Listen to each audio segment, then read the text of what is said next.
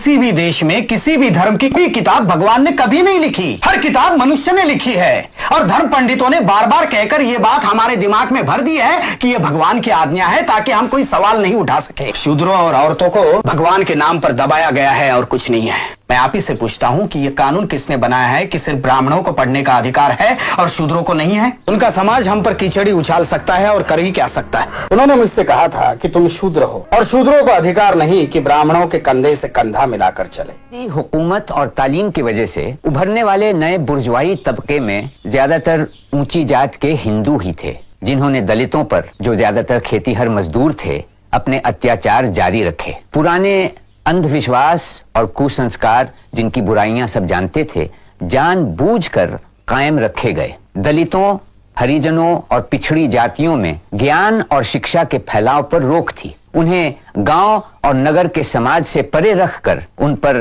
तरह तरह के अत्याचार किए गए। ब्रिटिश राज और पश्चिमी उदार मतों और बुद्धिवादी विचारों के फैलाव ने जाति प्रथा के सामने नए सवाल पैदा कर दिए थे। इसका नतीजा ये हुआ कि सुधार का आंदोलन जोर पकड़ने लगा। इस आंदोलन की नींव डालने वालों में एक थे पूना के ज्योतिराव फुले, जिन्होंने सन 1873 में सत्य शोधक समाज की स्थापना की, जिसका लक्ष्य था मनुष्य मात्र के बड़प्पन को जात पात के बंधन से दूर रखकर प्रतिष्ठा दिलवाना। माली जाति में जन्मे ज्योतिराव फुले ने गैर ब्राह्मणों में शिक्षा के प्रसार की जरूरत महसूस की और सन 1848 में पूना में पिछड़ी जाति वालों के लिए एक पाठशाला खोल दी।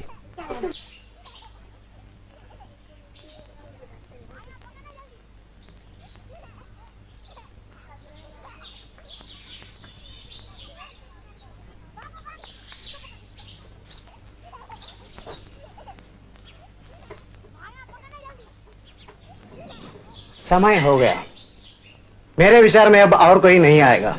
दोस्तों, बच्चों, इस पाठशाला का औपचारिक उद्घाटन करने से पहले मैं हम लोगों की तरफ से उन सभी का आभार मानता हूँ जिन्होंने हमारे लक्ष्य को पूरा करने की दिशा में हमारी सहायता की है। सबसे पहले मैं श्रीयुत भिड़े साहब का आभारी हूँ जिन्होंने हमें इस कोठरी में पाठशाला चलाने की अनुमति दी। मैं उन मिशनरी अध्यापकों का भी आभारी हूँ जिन्होंने हमें तरह तरह से प्रेरणा दी है। और सबसे अंत में मैं अपने ब्राह्मण मित्रों को धन्यवाद देता हूँ जो सनातनी ब्राह्मणों के दबाव में रहते हुए भी हमारे साथ रहे हैं और हमारे उद्देश्य को पूरा करने में मदद दे रहे हैं। अब मैं इस पाठशाला की प्रेरक शक्ति श्रीयुत ज्योतिराव फुले से प्रार्थना करता हूँ कि वे पाठशाला का उद्घाटन करें।